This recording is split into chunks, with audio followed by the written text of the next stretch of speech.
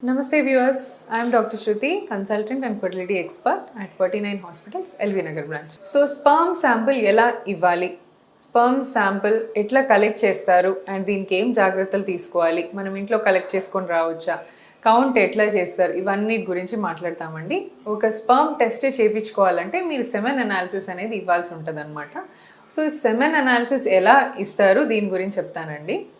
So semen sample ఇచ్చేటప్పుడు ఏంటంటే కొన్ని ఇంపార్టెంట్ థింగ్స్ ఫాలో చేయాలి. First most important thing, semen sample ఇవ్వడానికి అట్లీస్ట్ 3 days ఆఫ్ అబ్స్టినెన్స్ ఉండాలండి. 3 days అబ్స్టినెన్స్ అంటే భర్తతో భార్య ఇద్దరు కలిసినప్పుడు స్పర్మ్ లీకేజ్ అయిపోతుంది. సో ఒక్కసారి స్పర్మ్ లీక్ అయిన తర్వాత ఒక 3 days గ్యాప్ తర్వాతే మనం స్పర్మ్ టెస్టింగ్కి ఇవ్వచ్చు అనమాట.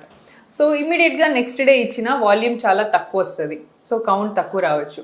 అదే ఇంటర్ కోర్స్ అయినాక 1 weekకో 10 daysకో దాని తర్వాత కనుక స్పర్మ్ ఇచ్చినట్టయితే డెడ్ స్పర్మ్స్ ఎక్కువ ఉంటాయి, వాల్యూమ్ ఎక్కువ రావచ్చు బట్ డెడ్ స్పర్మ్స్ ఎక్కువ ఉంటాయి. సో దానివల్ల కూడా కౌంట్ రాంగ్ వస్తుంది. ఎగ్జాక్ట్ 3 days గ్యాప్ అంటే 3 to 5 days అనుకోండి, not strictly 3 days. So 3 to 5 days గ్యాప్లో ఇవ్వాలి. సో ఈ రూల్స్ అన్నీ నేను చెప్పినవి కాదండి, WHO ఆర్గనైజేషన్ ఈ స్పర్మ్ అనాలిసిస్ ఎలా ఇవ్వాలి అనే దానికి కొన్ని గైడ్లైన్స్ ఫామ్ చేసింది. సో అవి నేను మీతో షేర్ చేసుకుంటున్నాను. First thing is 3 to 5 days of abstinence, అది ఉండాలి.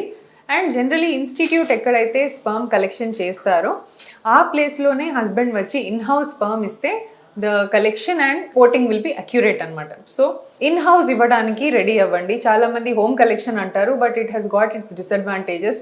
ఎందుకంటే హైజీనిక్గా కలెక్ట్ చేయరు, బాటిల్లో కంటామినేషన్ ఉండొచ్చు, బయట బ్యాక్టీరియా ఉండొచ్చు, అండ్ సగం శాంపిల్ బయట పడేసి సగం లోపల పడేసి కింద పడింది కొంతమంది మళ్ళీ ఎత్తి తీసుకొస్తారు. So lot of these things will be happening and reporting will be wrong. So and మీరు తీసుకొచ్చే టైం లోపల కూడా స్పర్మ్స్ అన్ని డెడ్ అయిపోతాయి. జనరలీ మనం స్పర్మ్ ఇచ్చిన వెంటనే ఇక్కడ చెక్ చేస్తామన్నమాట. సో మీరు తీసుకొచ్చే టైంలో కొంచెం అటు ఇటు డిఫరెన్స్ ఉన్నా, బైక్ మీద తెచ్చినా, ఎండ తగిలినా, ఏది తగిలినా there will be discards, sperm శాంపిల్లో చేంజెస్ జరుగుతాయి. సో ఇన్ హౌస్ ఇస్తే మంచిది. అండ్ ఇంకొకటి ఏంటంటే at least see to it that ఒక 1 week ముందు నుంచి కూడా మీ జెనైటల్స్ డైలీ వాష్ చేసుకునేలాగా సోప్తో వాష్ చేసుకునేలాగా చూసుకోండి. Because on the day sample ఇచ్చే డే రోజు హైజీనిక్గా లేకపోవటం వల్ల ఆ ఇన్ఫెక్షన్ కూడా దానివల్ల కూడా స్పర్మ్ శాంపుల్ దెబ్బతినే ఛాన్స్ ఉంటుంది అనమాట. సో ప్రాపర్ హైజీన్, జెనైటల్స్ మంచిగా వాష్ చేసుకొని ఫోర్ స్కిన్ వెనక్కి పుల్ చేసి నీట్గా వాష్ చేసుకునేలాగా అట్లీస్ట్ 1 week బిఫోర్ నుంచి చూసుకోండి. ఫీమేల్ పార్ట్నర్ మీకు కనుక ఏదైనా మంట కానీ ఇబ్బంది కానీ ముందు నుంచి ఉంటే మీ డాక్టర్ని ట్రీట్మెంట్ అడిగి ఒక కోర్స్ ఆఫ్ యాంటీబయాటిక్స్ కానీ ఏదైనా తీసుకొని దెన్ తగ్గిన తర్వాత శాంపిల్ ఇవ్వడం బెటర్ అనమాట. కొంతమందికి ఏంటంటే స్పర్మ్ శాంపిల్ ఈరోజు ఇచ్చేది ఉంది, వాళ్ళు ఈరోజు హాస్పిటల్కి రావాలి, స్పర్మ్ ఇవ్వాలి, కానీ వాళ్ళు ఏం చెప్తారంటే మార్నింగ్ మాకు నిద్రలో స్పర్మ్ శాంపిల్ లీక్ అయిపోయిందండి. Because sleep erections and morning erections, morning sperm sample release అవ్వటం కామన్ మేల్స్లో. సో అలా లీకేజ్ అయినప్పుడు జనరలీ అది అవాయిడ్ చేస్తాము. సో దానివల్ల కౌంట్ ఎఫెక్ట్ అవుతుందేమో అని. సో అది లీక్ అయితే కనుక మళ్ళీ ఒక 3 days గ్యాప్ ఇచ్చి ఫ్రెష్ శాంపిల్ ఇవ్వడం బెటర్ అనమాట. సో స్పర్మ్ శాంపిల్ ఇవ్వడానికి ఒక స్టెరైల్ రూమ్ ఉంటుంది మీకు, ఇక్కడ ప్రైవేట్ రూమ్ ఉంటుంది.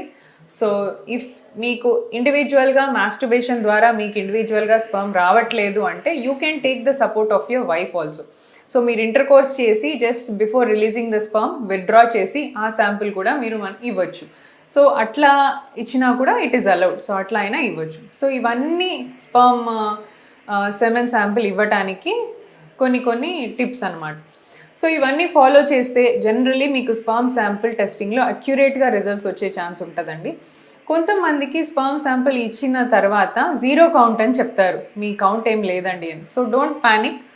మేబీ ఏదైనా స్పిల్లేజ్ ఉండొచ్చు, మీకు కరెక్ట్గా ఇచ్చిన కంటైనర్లో పట్టకుండా బయట పడుండొచ్చు. So and main first drop of sample అనేది మిస్ అవ్వద్దండి. శాంపిల్ కలెక్షన్ చేసేటప్పుడు ఫస్ట్ డ్రాప్ ఆఫ్ సెమెన్ ఏదైతే ఉంటుందో that is very very rich in sperm. So అది మీరు లూజ్ అయ్యి తర్వాతది పట్టుకున్నా కూడా రాకపోవచ్చు. సో ఒకసారి కౌంటింగ్ రాంగ్ అయితే మళ్ళీ రిపీట్ శాంపిల్ కూడా తీసుకుంటాము. So 1 semen analysis report is not accurate. ఏదైనా అబ్నార్మల్ కౌంట్స్ వస్తే మళ్ళీ రిపీట్ శాంపిల్ చూసి కన్ఫర్మ్ చేస్తాము. సో ఇవన్నీ important guide lines and rules before giving the semen analysis. IUI process గురించి చెప్తానండి. IUI ప్రాసెస్ అంటే ఇప్పుడు IVF లేదా ICSI దానంత ఖర్చుతో కూడిన ప్రాసెస్ కాదు. అండ్ సో IUIకి చాలామంది విల్లింగ్నెస్ చూపిస్తూ ఉంటారనమాట. బికాజ్ IVF అనగానే భయపడతారు, సంథింగ్ ఆర్టిఫిషియల్ ఏదైనా ఉంటుందా, ఖర్చు చాలా ఎక్కువ ఉంటుందేమో, తర్వాత ఇన్ని మంత్స్ ఆఫ్ ట్రీట్మెంట్ అలా ఉంటుంది కదా అని భయపడుతూ ఉంటారు. బట్ ఐయుఐ అనగానే చాలామంది ఇష్టంగా చేయించుకోవడానికి ముందుకు వస్తుంటారు. అండ్ ఈ ఐయుఐ ఒకటి ఏంటంటే న్యాచురల్ ట్రీట్మెంట్స్ ట్రై చేసి అందులో అవ్వట్లేదు అన్నప్పుడు the immediate next step will be IUI.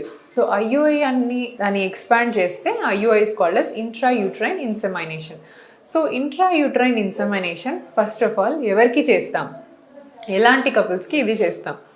So first and most common indication అండి ఐయుఐకి ఆలిగోస్పెర్మియా, అంటే కొంచెం స్పర్మ్ కౌంట్ తక్కువ ఉన్న కపుల్స్లో.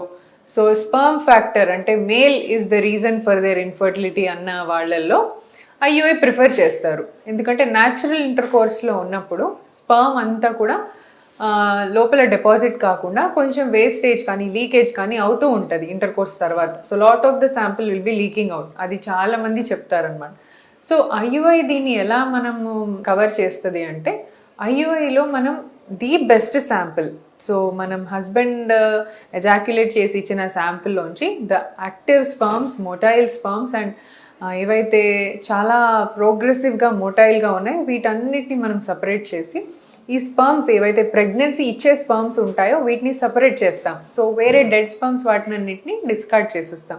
సో దిస్ యాక్టివ్ స్పర్మ్ కాన్సన్ట్రేట్ని మాత్రమే మనం చిన్న ఒక పెన్ రీఫిల్ సైజ్లో ఉన్నంత క్యాథెటర్ తీసుకొని దాన్ని ఫీమేల్ గర్భాశయం లోపలికి మనం డిపాజిట్ చేస్తాం అన్నమాట. సో ఎప్పుడు వేస్తాం ఈ శాంపుల్?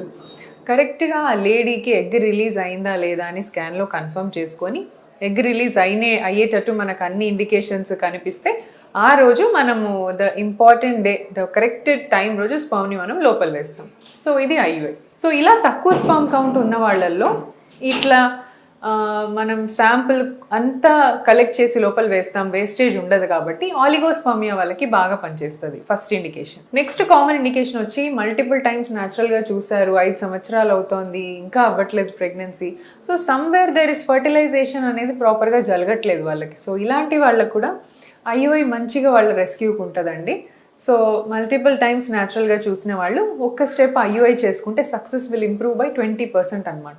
సో ఒక 20% మీకు సక్సెస్ పెరిగే ఛాన్సెస్ ఉంటాయి. సో ఇది second most common indication. And ఇంకొంతమంది కపుల్స్ ఇంటర్కోర్స్లో పార్టిసిపేట్ చేయడానికి చాలా ఇబ్బందిగా ఫీల్ అవుతూ ఉంటారు. ఫర్ ఎగ్జాంపుల్ వైఫ్కి వెజైనిస్మస్, అంటే ఇంటర్కోర్స్ అయ్యేటప్పుడు సెక్స్లో పార్టిసిపేట్ చేసేటప్పుడు బాగా పెయిన్ ఉంటుంది వైఫ్కి. అండ్ హస్బెండ్ దగ్గరికి వస్తున్నాడు అంటేనే వాళ్ళకి తెలియకుండా కొంతమందికి భయము కానీ పెయిన్ కానీ వెజైనల్ వెల్స్ బాగా కాంట్రాక్ట్ అయిపోతాయి, అస్సలు పెనిట్రేషన్ అలౌ చేయరనమాట. సో ఇది 100% వాళ్ళ తప్పని కాదు, కొంతమందికి వాళ్ళకి తెలియకుండానే వాళ్ళ వెజైనల్ వెల్స్ కాంట్రాక్ట్ అవుతాయి. సో దీన్ని వెజైనిస్మస్ అంటారు. ఇలాంటి కండిషన్స్లో కూడా వాళ్ళకి ఇంటర్కోర్స్ అవ్వడం కష్టం కాబట్టి మనం అనెస్థీషియా ఇచ్చి వైఫ్కి పెయిన్ లేకుండా శాంపిల్ లోపల వేయచ్చు అనమాట. సో ఇట్లాంటి వాళ్ళకు కూడా IUI works wonders. And one more reason, husband male reason, అదేంటంటే ఎరెక్షన్లో ప్రాబ్లమ్స్ ఉన్నా, ఎజాక్యులేషన్లో ప్రాబ్లమ్స్ ఉన్నా, సో స్పర్మ్ రిలీజ్ చేయటంలో ఇబ్బంది ఉన్నా, లేదా అసలు పెనిస్ గట్టే పడట్లేదు, ఎరెక్షనే అవ్వట్లేదు అన్న వాళ్ళల్లో కూడా మనం ఏంటంటే కంప్లీట్ పెనిట్రేషన్ అవసరం. స్పర్మ్ లోపలికి కరెక్ట్గా వెళ్ళాలంటే the complete deep penetration of the penis is important. కానీ అది జరగట్లేదు కాబట్టి వీళ్ళకు కూడా with the infertility specialist help sample మేము తీసుకొని లోపల దాకా వేస్తామన్నమాట. సో ఇట్లాంటి కపుల్స్కి కూడా ఐయుఐ బాగా పనిచేస్తుంది. And one more important reason, హస్బెండ్కి కానీ వైఫ్కి కానీ HIV or any other infection, sexually transmitted infections అలా ఉన్నాయనుకోండి, సెక్స్లో పార్టిసిపేట్ చేసినట్టయితే వీళ్ళ ఇన్ఫెక్షన్ హస్బెండ్కి రావటము, హస్బెండ్కి ఉన్న ఇన్ఫెక్షన్ వైఫ్కి రావటము, హస్బెండ్కి హెచ్ఐవి ఉంటే వైఫ్కి హెచ్ఐవి రావటము ఇంటర్కోర్స్ వల్ల అవుతుంది. సో మరి వీళ్ళు ప్రెగ్నెంట్ అవ్వటం ఎలా, ఇంకా కలవకూడదా, ఎప్పుడు ప్రెగ్నెంట్ కావాలంటే వీళ్ళకి కూడా బెస్ట్ సొల్యూషన్ ఐయుఐ. సో ఇలా హెచ్ఐవి ఉన్న కపుల్స్, హెచ్బిఎస్ఏజీ ఇలాంటి ఇన్ఫెక్షన్ ఉన్న కపుల్స్లో మనం హస్బెండ్ శాంపుల్ని ఆ వైరస్ నుంచి మొత్తం తీసి క్లీన్ చేసి వితౌట్ ద వైరస్ మనం వేయడానికి ట్రై చేస్తాం అన్నమాట. సో దట్ ఈస్ హౌ వైఫ్కి కూడా హెచ్ఐవి రాకుండా, బేబీ కూడా రాకుండా మనం చేయొచ్చు. సో ఇది ఒక beautiful advantage of IUI. So IUI పద్ధతి ఎలా చేస్తారు? వైఫ్కి ఎగ్ పెరిగిందా లేదా చెక్ చేసుకొని, ఎగ్ రిలీజ్ అయిందా లేదా స్కానింగ్లో చెక్ చేసుకొని హస్బెండ్ని శాంపుల్ ఇవ్వడానికి ఆండ్రాలజీ రూమ్కి పంపిస్తాం.